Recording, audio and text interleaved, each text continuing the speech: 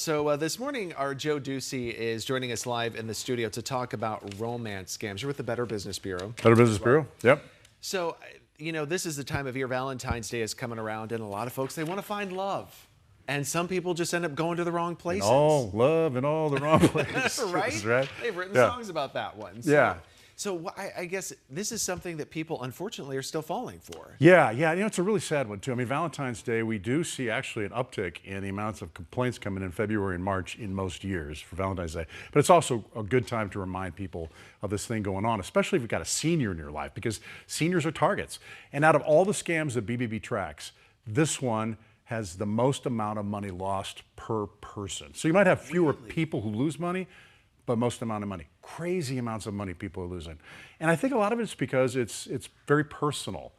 People get involved in this, it gets very personal. Let me, I have a couple examples here. I'm gonna read a few examples. That's crazy. Yeah, and this is how some of these things happen. I got 3 examples here from BBB Scam Tracker Complaints. 1, I received a friend request through Facebook Messenger. We chatted regularly. He claimed to be a commanding general in the U.S. Army, deployed to Syria, but needed to get out. And all his belongings moved to the U.S. There was a fee, so I wired the money. This person lost $55,000, this Scottsdale woman. So, yeah, I mean, these are the kinds of things that, this is more of the old school romance scam, but still goes on. I'm in another country, I can't see you, we can't video chat, it's all done by text. They might have gotten together through some social media thing that happened. The next one I wanted to talk about, because it involves a wrong number text. Was contacted through a wrong number text. It became romantic. Finances were brought up. I was directed to use crypto to add funds through a trading app. I was unable to withdraw funds eventually. This is a man who lost $30,000. We're seeing a lot of these. The first one was typical, back in the day, like, oh, I've got expenses and I really want to see a babe, and I'm going to come to the country, all this money, send this money for me to get out of here. Now we're seeing them. I want to share this great opportunity I've had with you. I'm rich now because of this. It's an investment opportunity, it's crypto.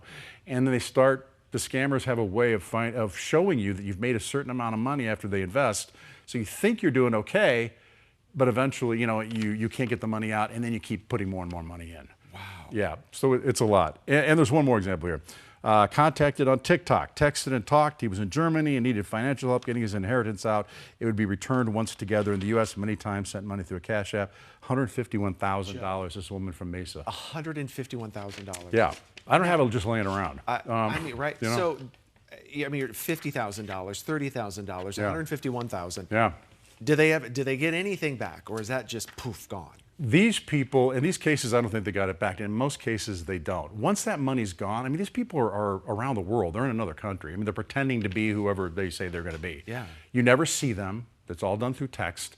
So that's why it's so important to advise people and people in your family right now to have a talk with them, see if where their money's going, are they talking to anybody, because you need to prevent it before it happens. Once it happens and that money's gone, it's like, it's gone, it's liquid. Do you think that there's even more out there? Because, I mean, if I lost $151,000, one, I'd be real sad. Yeah, but so would your family. Right, but you've got to be embarrassed that you just fell for that. You have to be embarrassed, and that's why we don't hear a lot of sometimes we hear the complaints from the kids or the relatives, because sometimes the person themselves doesn't want to admit they're in it. Yeah. I mean, they want to admit that there's a problem. They still believe that this person's real. I want to go over a few tips before we have time about romance scam signs. Okay. And we went over a few of these before, but first one, contacted out of the blue. If you're just somebody, hey, you look really good. Hey, here's some information, and they start, talking about that.